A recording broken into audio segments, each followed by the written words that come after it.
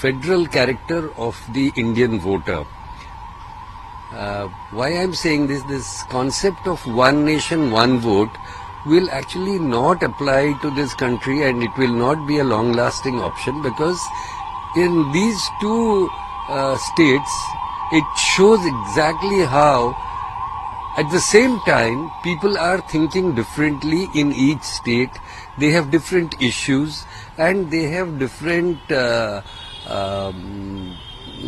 outlook towards political parties, towards the leadership also, local leadership, national leadership, and that is manifest in the voting. So I think even in future Maharashtra and Jharkhand may throw up different results, and this Haryana and Jammu Kashmir shows to me that again, to repeat myself, federalism is healthy, happy and well entrenched in India.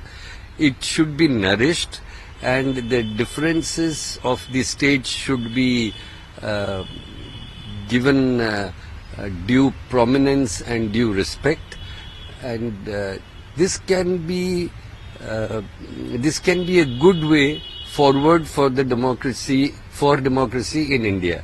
This is one point. Second point is what I noticed is that exit polls are invariably coming croppers, as we saw in the earlier Lok Sabha elections.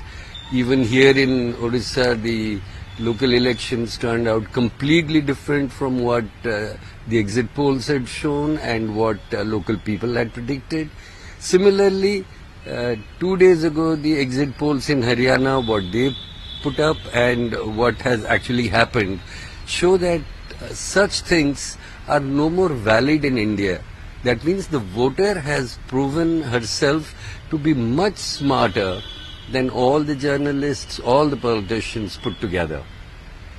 Sir, अभी कांग्रेस सब जगह हर राज्य में negotiation करता है और खुद B team में रहता है, और या उसका कम सीट रहता है, उसके बावजूद भी ये परिस्थिति क्यों हो रहा है? Congress has an ingrown disadvantage, and that is that local leadership has more or less vanished in Congress. It is dead. It has been killed for the past few decades, from the 70s I would say, but it is culminating now. It is now bearing fruit when the local leadership has been completely wiped out in the Congress.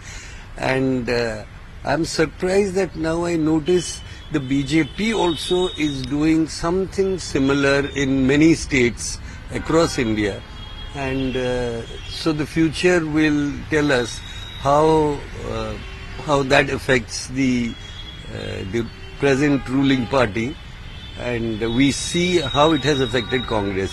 So Congress might be thinking it is playing a smart game of being the B team and not cutting a sorry figure of just turning out a complete zero. So that is good for the Congress, but the Congress has to suffer because of all the past evils they have done, and even now the present ruling party has to learn from the past and chart out a course for the future. Sir, Kashmir में 10 साल के बाद election हुआ और उसमें ED गठबंधन को benefit मिला है, इस पर क्या कहें? See, the NC, which has won in Kashmir after 10 years, has proven that the average Kashmiri voter is still pro-India. So to consider that it is not pro-India is a wrong notion many people have in this country. The Kashmiris are pro-India, and India should be, the rest of India should consider Kashmir as an integral part, and they should also ensure that every Kashmiri feels comfortable and welcome and as a part of the whole nation. It is wrong to judge the whole bunch because one apple is rotten or a few apples are rotten. And this election has proven, with the victory of the NC, which has been openly pro-India, and the Congress, of course, is a known national party, but but the NC has been very openly pro-India, and in spite of that, they succeeding so well shows that the average Kashmiri wants to be with India, wants to remain with the Union, and is democratic in nature. Sir statehood का भी कुछ factor है इसमें, कश्मीर को अलग से state का दर्जा दिया जाएगा, डिमांड किया गया. I think the state government which will come up now in the union territory will be more or less powerless, and therefore it would be very important for the union government to give back all the powers to the state government, not keep it like a stooge like they have in Delhi. Let the state government govern the people. Let people feel that they have been integrated into the nation. This is good for the future. This is good for the integrity of the whole nation, integration of the whole nation.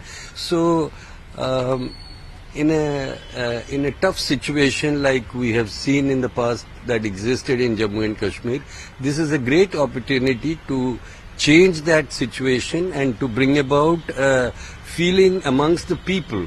You see, you cannot make the political class separate from the people. One has to deal with the people through the political class, the local political class. So it is important, I think, that we give the Kashmiri the hope that when they wake up and they look out of their window, they don't have to see armed men holding weapons and brandishing guns, whether it is the Indian armed forces or the terrorists. But they should instead see schools, colleges, they should instead see businesses flourishing, trade restarting, people being safe, children being safe, schools being open regularly.